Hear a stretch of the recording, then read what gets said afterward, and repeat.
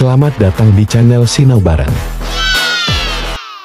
Assalamualaikum warahmatullahi wabarakatuh.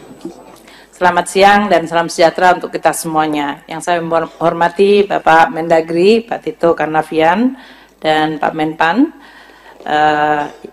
RB, Pak Aswaranas, dan seluruh teman-teman media yang saya hormati.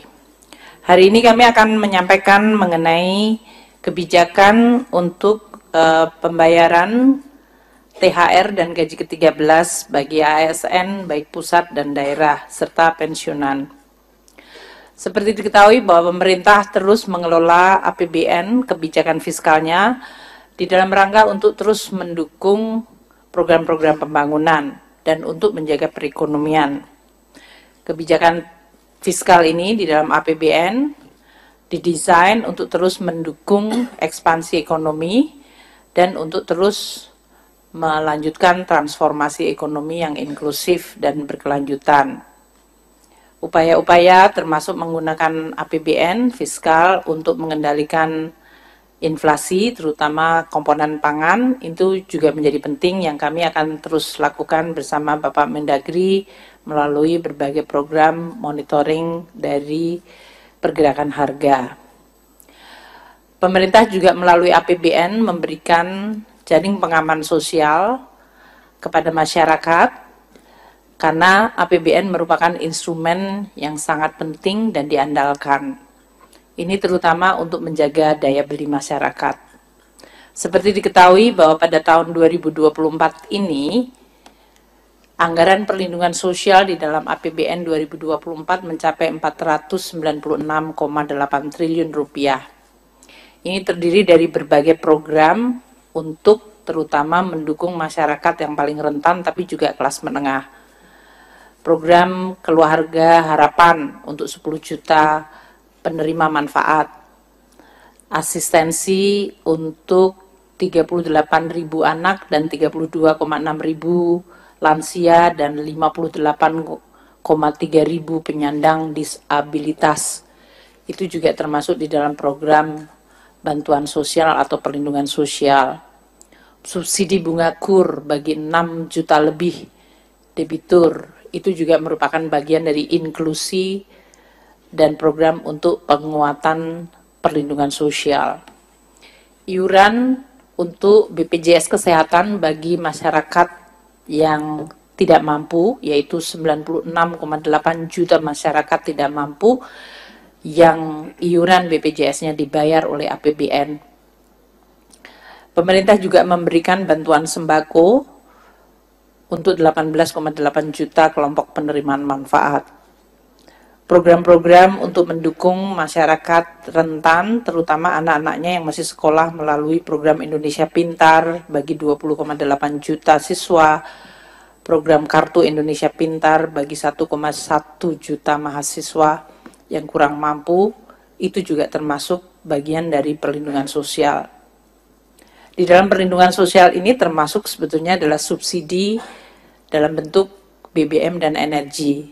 Ini adalah yang juga dinikmati oleh kelompok menengah sebanyak 19,58 juta kiloliter.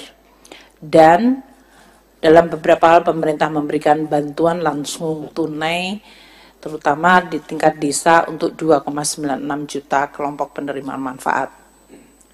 Nah, khusus hari ini kita bicara mengenai tunjangan hari raya dan gaji ke-13. Mungkin untuk memberikan sedikit background pada teman-teman media supaya bisa membandingkan. Karena pada 3 tahun yang lalu kita dihadapkan pada syok yang sangat besar yaitu pandemi COVID. Tahun 2019, sebelum COVID terjadi, THR dan gaji ke-13 itu diberikan dalam bentuk gaji pokok, tunjangan keluarga, tunjangan jabatan umum, dan 100% tunjangan kinerja. Itu diberikan untuk tunjangan hari raya, jadi 1 additional plus gaji ke-13. Dengan demikian, ya masyarakat ASN sebetulnya dalam hal ini mendapatkan 15 kali gaji dalam setahun, yaitu 12 plus THR, 14. plus THR plus gaji ke-13. Tahun 2020 di mana terjadi shock yang luar biasa karena pandemi Covid, maka hampir seluruh anggaran itu dipotong kecuali untuk kesehatan dan bansos. Nah, salah satunya adalah kebijakan untuk THR dan gaji ke-13 tahun 2020 itu kemudian dikurangkan menjadi hanya gaji pokok, tunjangan keluarga, dan tunjangan jabatan umum. Tunjangan kinerja tidak diberikan, dan THR pada tahun 2020 itu hanya diberikan bagi para pekerja ASN pelaksana. Pejabat negara tidak mendapatkan, eselon 1 tidak mendapatkan, eselon 2 dan jabatan fungsional utama madya yang setara dengan eselon 1 dan eselon 2 itu tidak mendapatkan THR tahun 2020. Jadi yang diberikan adalah kepada pejabat eselon ketiga atau pelaksana, dan itu pun hanya gaji pokok, tunjangan keluarga, dan tunjangan jabatan umum. Tahun 2021, seiring dengan membaiknya kondisi ekonomi meskipun masih dalam pandemi, maka THR, tunjangan hari raya, dan gaji ke-13 agak dimodifikasi. Tahun 2021 gaji pokok, tunjangan melekat, yaitu tunjangan keluarga, tunjangan pangan, dan tunjangan jabatan umum, komponennya tetap sama, namun diberikan kepada seluruh, tidak hanya para pelaksana, tapi eselon 1, 2, eselon 3, jabatan fungsional utama dan madya, serta pejabat negara. Tahun 2022, di mana APBN mulai bisa kembali cukup membaik, maka THR dan gaji ke-13 ditingkatkan komponennya, yaitu gaji pokok, tunjangan melekat, yaitu tadi tunjangan keluarga dan tunjangan pangan, tunjangan umum atau jabatan plus 50% dari tukinnya diberikan. Dan ini diberikan kepada semua, yaitu kepada seluruh ASN, pusat, daerah, termasuk pejabat negara. Untuk 2023 yang lalu, kita masih menggunakan rumusan yang sama, namun penerimanya ditambah, yaitu GAPOK, gaji pokok, tunjangan melekat, tunjangan jabatan dan umum, dan 50% tunkin, tunjangan kinerja. Namun kita juga memberikan kepada pekerja, yaitu guru yang bukan ASN ya dalam hal ini, atau ASND, dan TPD, dalam hal ini tunjangan profesi guru diberikan, tunjangan profesi D itu apa ya Pak? Dosen, dosen, dan lupa kalau saya pernah dosen, dan tunjangan profesor itu diberikan di 2023. Sehingga ini menggambarkan bahwa APBN yang sudah mulai membaik, kemudian juga mengembalikan fungsi, termasuk dalam hal ini mekanisme untuk pemberian tunjangan hari raya dan gaji ke-13 kepada aparatur negara, pensiunan, penerima pensiun, dan penerima tunjangan. Nah, untuk tahun 2024 ini, saya akan memberikan kesempatan kepada Pak Menpan RB untuk menyampaikan mengenai nanti komponen-komponen yang akan diberikan, dan nanti saya akan teruskan lagi mengenai kapan waktu pemberiannya. Sebetulnya sudah sering saya sampaikan, yaitu THR akan dibayarkan paling cepat 10 hari sebelum Hari Raya Idul Fitri. Jadi apabila belum dibayarkan, dapat dibayarkan setelah Hari Raya Idul Fitri. Untuk beberapa daerah memang mungkin karena bukan Hari Raya Idul Fitri, dia bisa dibayarkan sesudahnya. Sedangkan untuk gaji ke-13 akan dibayarkan pada bulan Juni 2024, dan apabila belum selesai pada Juni juga bisa dibayarkan sesudah Juni.